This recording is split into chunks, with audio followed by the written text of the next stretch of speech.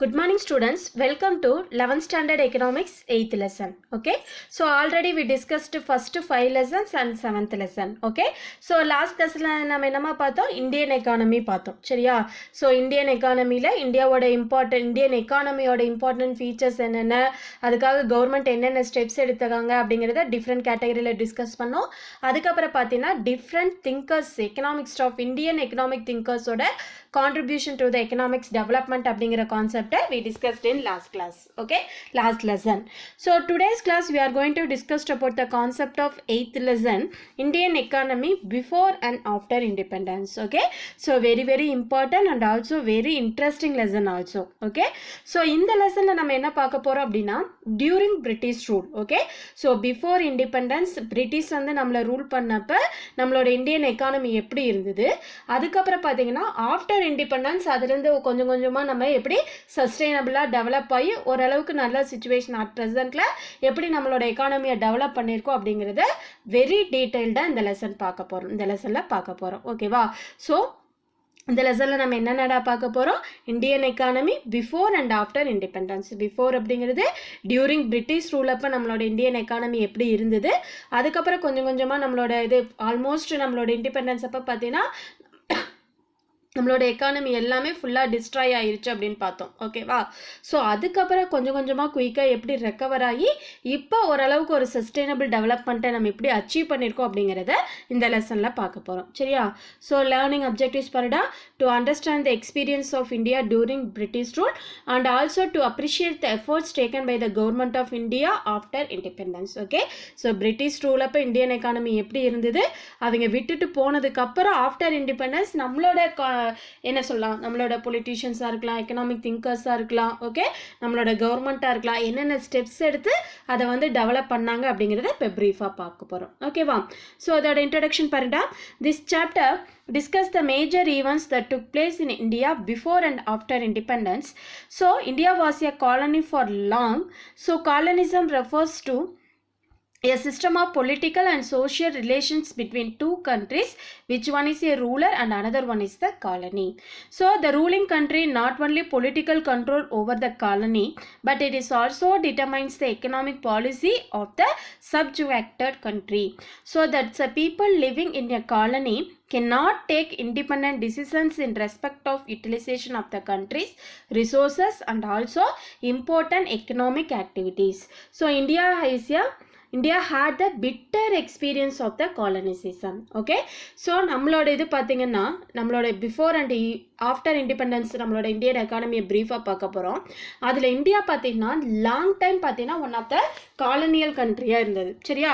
So அந்த colonisation அப்படின்னா என்ன, காலனிசம் அப்படின்னா என்ன அப்படின்னு பார்த்தீங்கன்னா நம்மளோட social and political relation between two countries of one is the ruler country, another one is its colony. அதாவது ஃபுல் அண்ட் ஃபுல் ஒரு பொலிட்டிக்கலாக இருக்கலாம், அதர்வைஸ் சோஷியல் ரிலேஷன்ஷிப் இருக்கலாம், இது எல்லாமே பார்த்தீங்கன்னா பிட்வீன் டூ கண்ட்ரீஸ்குள்ளே இருக்கும். ஃபார் எக்ஸாம்பிள் இப்போ இந்தியா அண்ட் இங்கிலாந்து, பிரிட்டிஷ் இந்த இங்கிலாந்து ரெண்டு கண்ட்ரி எடுத்துக்கிட்டோம் அப்படின்னா இந்த ரெண்டு கண்ட்ரிக்குள்ளே பொலிட்டிக்கல் அண்ட் சோஷியல் ரிலேஷன்ஷிப் இருக்கும்.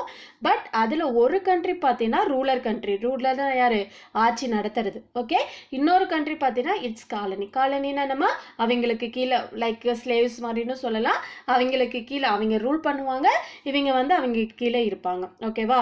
அதுக்கு பேர் தான் என்னன்னு சொல்லுவோம், காலனைசேஷன், காலனி அப்படின்னு சொல்லுவோம். ஓகே, ஸோ இந்தியா பார்த்தீங்கன்னா வெரி லாங் டைம் எப்படி இருந்தது, ஒன் ஆஃப் த காலனைசேஷன் கண்ட்ரியாக தான் யார்கிட்ட இருந்தது அப்படின்னு பார்த்தீங்கன்னா பிரிட்டிஷ் ரூல் கிட்ட. Okay, so thus the people living in a colony can not take independent decision. சுதந்திரமாக அவங்களால எந்த ஒரு டிசிஷனுமே இருக்க முடியாது. நம்ம கண்ட்ரிஸோட resources, okay, important economic activities இது எல்லாமே டிட்டர்மைன் பண்ணுறது யார் அப்படின்னு பார்த்தீங்கன்னா அந்த ரூலர் கண்ட்ரியாக தான் இருக்கும். சரியா? ஸோ இந்த ஒரு கிரிட்டிக்கல் சுச்சுவேஷனை யாரும் எக்ஸ்பீரியன்ஸ் பண்ணியிருக்காங்க, நம்ம இந்தியாவும் வந்து எக்ஸ்பீரியன்ஸ் பண்ணியிருக்காங்க. சரியா? ஃபர்ஸ்ட் இதில் நம்ம ப்ரீஃபாக பார்க்க போகிறது Indian economy during British period அப்போ இந்தியன் எக்கானமி எப்படி இருந்தது அப்படின்னு. ஓகேவா? பாரு, Indian sea route trade to Europe started only after the arrival of Vasco da Gama in Calicut India on May 20, 1498. இதை அண்டர்லைன் பண்ணிக்கோங்கடா. ஓகே, ஸோ இந்தியாவோட சீ ரூட் ஓகே என்னது யூரோப் ஸ்டார்டட் ஒன்லி யாரோட அரைவலுக்கு அப்புறம் அப்படின்னு பார்த்தீங்கன்னா வாஸ்கோடகாமா அரைவலுக்கு அப்புறம் மட்டும்தான் நம்மளோட சீ ரூட்டே வந்து ஃபுல் அண்ட் ஃபுல் என்னாச்சு கண்டுபிடிச்சி த்ரூ அது மூலமாக ட்ரேடு வந்து நடக்க ஆரம்பிச்சுது ஓகேவா. அது என்ன இடம்னு பார்த்துக்கோங்கடா, வாஸ்கோடகாமா இன் கேலிக்கட் இந்தியாவில் May 20, 1498 ரீச் ஆனார். Okay, so the Portuguese had traded in Goa as early as 1510. In 1601, the East India Company was chartered and the English began their first inroads into the Indian Ocean. In 1614, Sir Thomas Rao was successfully getting permission from Jahangir for setting up factories and slowly moved all parts of India. Okay, so இதையும் note பண்ணிக்கோங்கடா. First யார் arrive ஆனாங்க? Vasco da Gama 1498 கேலிக்கட்டில். Okay, அதுக்கப்புறம் பார்த்தீங்கன்னா Portuguese வந்து கோவாலேருந்து trade பண்ணாங்க. அது எந்த year அப்படின்னு பார்த்தீங்கன்னா 1510. அதுக்கப்புறம் தான் பார்த்தீங்கன்னா இங்கிலீஷ் ஈஸ்ட் இந்தியா கம்பெனி இருக்காங்க இல்லையா, அவங்க வந்து உள்ளே வந்து வர ஆரம்பித்தாங்க. சரியா, ஸோ அவங்க வந்த பீரியட் பார்த்தீங்கன்னா 1601. Okay, first 1614 sir Thomas Rao அப்படிங்கிறவர் தான் ஜஹாங்கீர் கிட்ட பெர்மிஷன் வாங்கிட்டு கொஞ்சம் கொஞ்சமாக என்ன பண்ணாங்க, செட்டிங் அப் ஆஃப் ஃபேக்ட்ரிஸ். இந்தியாவில் ஃபேக்ட்ரிஸ் ட்ரேடுக்காக ஃபஸ்ட்டு கொஞ்சம் கொஞ்சமாக உள்ளே வந்து ஆல் பார்ட்ஸ் ஆஃப் எல்லா பிளேஸ்லையுமே, இந்தியாவோட எல்லா பிளேஸ்லையுமே என்ன பண்ணாங்க, ஃபஸ்ட்டு என்ன ட்ரேட் வந்து ஸ்டார்ட் பண்ண ஆரம்பித்தாங்க. ஓகே, பாரு ஹிஸ்ட்ரி ஆஃப் பிரிட்டிஷ் பீரியட். பாரு, during the British period, before the advent of the British, India practically lived in village.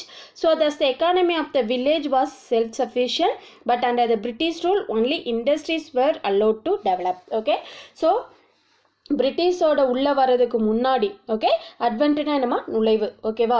So பிரிட்டிஷோட என்ட்ரன்ஸுக்கு முன்னாடி பார்த்தீங்கன்னா நம்ம country full and full village dependent கண்ட்ரியாக இருந்தது.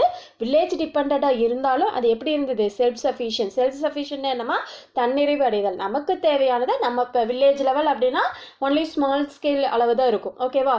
அப்போ நமக்கு தேவையானதை நம்மளே ப்ரொடியூஸ் பண்ணி யூஸ் பண்ணிக்கிட்டு ஒரு செல்ஃப் சஃபிஷியன்ட் கண்ட்ரியாக இந்தியா இருந்தது. சரியா, but after entrance to the British உள்ள வந்ததுக்கு அப்புறம் பார்த்தீங்கன்னா they concentrate more in industries develop பண்ணுறதுல தான் அவங்க என்ன பண்ணாங்க, அதிகமாக கான்சென்ட்ரேட் பண்ண ஆரம்பித்தாங்க. Okay, so these economic and organization change brought down the economic conditions of Indians.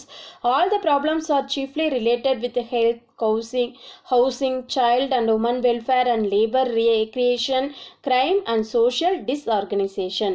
So due to these problems, the need for organized social work was realized. Okay, so இவ்வளோ இருந்தாலும் the economic and organization change brought down the economic conditions of the Indians. ஓகேவா, so எல்லா ப்ராப்ளமே health, housing, child, women labour, so இந்த மாதிரி என்னென்ன important problems இருக்குதோ so இது எல்லாமே அதிகமாக ஆரம்பிச்சது. ஓகே, அப்போ இந்த ப்ராப்ளத்தினால due to this problem the need for organised social work was realised. Okay, so இந்த ப்ராப்ளத்தை சால்வ் பண்ணுறதுக்காக ஒரு ஆர்கனைஸ்டு என்னமா ஒரு முறையான, அது மாதிரி முறையான சோஷியல் ஒர்க் வந்து ரியலைஸ் பண்ண ஆரம்பித்தாங்க கொஞ்சம் கொஞ்சமாக. ஓகேவா, இது வந்து பிரிட்டிஷ் ரூல் அப்போ. ஓகே, ஸோ பாருங்கள், 100 years after the Battle of Plassey என்னமா Plassey Poor. Okay, so the rule of East India Company finally did come to an end. In 1858, British Parliament passed a law through which the power of governance of India was transferred from the East India Company to British Crown. The underline பண்ணிக்கோங்கடா. First after battle of Plassey அந்த போருக்கு அப்புறம் பார்த்தீங்கன்னா the rule of East India Company finally did to come. Okay, so என்ன பண்ணாங்க, come to and end, அந்த East India Company முடிவுக்கு வந்தது. அதுக்கப்புறம் பார்த்தீங்கன்னா 1858 ஃபுல் அண்ட் ஃபுல் இதை யார் அண்டர்டேக் பண்ணிக்கிட்டாங்க நம்ம கண்ட்ரி அப்படின்னு பார்த்தீங்கன்னா பிரிட்டிஷ் பார்லிமெண்ட் வந்து ஒரு லா வந்து பாஸ் பண்ணி நம்மளோட இந்தியாவோட power of the governance of India was transferred from the East India கம்பெனிலேருந்து யாருக்கு மாற்றினாங்க, பிரிட்டிஷ் க்ரௌனுக்கு வந்து மாற்றினாங்க. ஓகே, அப்போ நம்மளோட கண்ட்ரியோட ஆதிக்கம் ஃபுல்லாக யார்கிட்ட போயிடுச்சு, பிரிட்டிஷ்கிட்ட, இங்கிலாந்து அந்த கண்ட்ரி கிட்ட ஃபுல்லாக போயிடுச்சு. ஓகேவா, so even the transfer of power from the East India company to the British crown did not materially alter the situation. Okay, so Britain had exploited India over the period of 2 centuries of its colonial rule. Okay, so நம்ம அவங்க கிட்ட எத்தனை வருஷம்டா colony கண்ட்ரியாக இருந்த ஒரு slave அடிமை மாதிரி இருந்தோம் அப்படின்னா nearly 2 centuries 200 years. Okay, so On the basis of form of colonial exploitation, economic historians have divided the whole period into the three phases, namely period of merchant capital, period of industrial capital and period of finance capital. சரியா? So நம்ம அவங்க colonisation கண்ட்ரியாக இருந்தோம் இல்லையா, அந்த டைமில் பார்த்தீங்கன்னா நம்மளோட எல்லா ரிசோர்ஸஸையுமே ஓகே இந்தியாவில் அபுடண்ட்டாக இருந்த நேச்சுரல் ரிசோர்ஸஸ் எல்லா ரிசோர்ஸஸையுமே அவங்க ஃபுல் அண்ட் ஃபுல்லாக என்ன பண்ணிட்டாங்க, both man power, natural resources, mineral resources எல்லாத்தையுமே என்ன பண்ணிட்டாங்க, எக்ஸ்ப்ளாய்ட் பண்ணி, அவங்க எக்ஸ்ப்ளாய்ட்னா என்ன, சுரண்டுதல் அப்படின்னு சொல்லுவோம். ஓகே, ஸோ எக்ஸ்ப்ளாய்ட் பண்ணி என்ன பண்ணிட்டாங்க, அவங்க கண்ட்ரியோட வெல்ஃபேருக்கு வந்து அதிகமாக யூஸ் பண்ணிட்டாங்க. சரியா? ஸோ அப்படி பண்ணதில் அந்த basis of the form of colonial exploitation, அந்த எக்ஸ்ப்ளாய்டேஷன் பீரியடை நம்மளோட எக்கனாமிக் ஹிஸ்டோரியன் பார்த்தீங்கன்னா ஒரு 3 பேசஸாக வந்து பிரிச்சிருக்காங்க. ஓகே, அது என்னென்னடா, merchant capital, industrial capital, finance capital. Okay, so இந்த ஒவ்வொரு பீரியட்லையும், அதாவது இந்த டைம் டு இந்த டைம் வந்து நம்ம மெர்ச்சன்ட் கேபிட்டல்னு சொல்லுவோம். அதே மாதிரி இயரில் தான், இயரை வச்சு நம்ம அந்த பீரியட் வந்து ஸ்பெசிஃபை பண்ணியிருக்கோம். ஓகேவா? ஸோ இப்போ அதை ப்ரீஃபாக பார்க்க போகலாம். ஃபர்ஸ்ட் ஒன் பாரு, period of merchant capital. Okay, இந்த பீரியட் ஆஃப் மெர்ச்சன்ட் கேபிட்டல் அப்படிங்கிறது 1757 to 1813. The only main aim of the East India Company was to earn profit by establishing the monopoly trade in the goods with India and East Indias. Okay, so இவங்களோட main motive என்னடா, to earn a profit. ஓகேவா? So கண்ட்ரியில் full and full trade, monopoly அப்படிங்கிறது என்னமா, single right. ஓகேவா? So இவங்களோட கண்ட்ரோலுக்கு கீழே தான் எல்லா ட்ரேடும் நடக்கணும். அவங்களோட மெயின் மோட்டிவ் என்னவா இருந்தது, to earn a profit. Okay, during this period India had been considered as the best hunting ground for capital by the East Indian Company to develop industrial capitalism in Britain. Okay, so இந்த பீரியடில் என்ன பண்ணாங்க அப்படின்னா, capital வந்து okay, கேபிட்டல்னா என்னடா, investment. ஓகேவா? So for capital by the East India company to நம்ம கண்ட்ரியில் கேபிட்டல் இன்வெஸ்ட் பண்ணி அதுலேருந்து கிடைக்கிற இன்கம்மை அவங்க என்ன யாருக்கு மாற்றினாங்க, அவங்களோட பிரிட்டனோட டெவலப்மெண்ட்டுக்காக. ஓகேவா? ஸோ அங்கே டெவலப் இண்டஸ்ட்ரியல் கேபிட்டலிசம் இன் பிரிட்டன், பிரிட்டனில் இண்டஸ்ட்ரீஸை நல்லா டெவலப் பண்ணணும் அப்படிங்கிறக்காக நம்ம கண்ட்ரியில் இன்வெஸ்ட் பண்ணி ரா மெட்டீரியல் என்ன பண்ணுறது, இங்கிருந்து அங்கே எடுத்துகிட்டு போகிறது. ஸோ இந்த மாதிரி இதெல்லாம் வந்து அதிகமாக இந்த பீரியடில் நடந்தது. ஓகேவா? அடுத்த பாரு, when Bengal and South India came in under political shake of the East India Company in 1750s and 1760s, so the objective of monopoly trade was fulfilled. Okay, so இதுக்கப்புறம் பார்த்தீங்கன்னா Bengal and south India, okay, full and full south India, இந்த side Bengal, இது ஃபுல்லாக பார்த்தீங்கன்னா யாரோட கண்ட்ரோலில் வந்தது, east India கம்பெனியோட கண்ட்ரோலில் வந்தது அந்த பொலிட்டிக்கல் ஃபுல்லாகவே. ஓகேவா? அந்த டைம் அவங்களோட இது என்ன பண்ணாங்க, அந்த பொலிட்டிக்கல் கண்ட்ரோல் ஃபுல்லாக அவங்க கையில் வந்த உடனேயே ட்ரேடை இம்ப்ரூவ் பண்ணுறதுல தி கான்சன்ட்ரேட், என்னது, ஃபுல்ஃபில் மோனோபோலி ட்ரேடை அந்த இடத்துல சவுத் இந்தியாவிலையும் பெங்கால்லையும் க்ரியேட் பண்ணுறதுல அவங்க அந்த ஃபுல்ஃபில் வந்து ரீச் பண்ணிட்டாங்க. Okay, so the company administration succeed in generating huge surplus which were repatriated, okay, so to England, and the Indian leaders linked this problem of land revenue with the top train. Okay, அதாவது இங்கே என்ன பண்ணாங்கன்னா, இந்த company east India கம்பெனியோட administration success ஆகி நம்மக்கிட்ட இருக்கிற huge சர்ப்ளஸ்னால் என்னமா, எக்ஸஸாக இருக்கிறத எங்கே பண்ண ஆரம்பித்தாங்க, ரீபேட்ரியேட்டட் டு இங்கிலாந்துக்கு மறுபடியும் எக்ஸ்போர்ட் பண்ண ஆரம்பித்தாங்க. அந்த Indian leaders okay linked this problem land revenue with the drain of, அதாவது இங்கிருந்து ரா மெட்டீரியலை ஓகே நம்ம இந்தியாவிலிருந்து ரா மெட்டீரியலை வந்து இங்கிலாந்துக்கு கொண்டு போய் அங்கே வந்து அது ஃபினிஷ்டு ப்ராடக்டாக மாற்றி அதிக விலைக்கு வச்சு மறுபடியும் நம்ம கண்ட்ரிலேயே கொண்டாந்து விற்கிறது. சரியா? ஸோ இதில் வந்து அவங்க வந்து என்னன்னாங்க, ரொம்ப இதாகிட்டாங்க. ஓகேவா?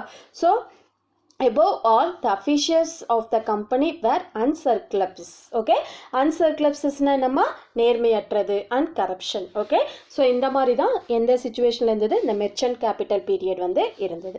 ஆர் யூ கிளியர் தங்க?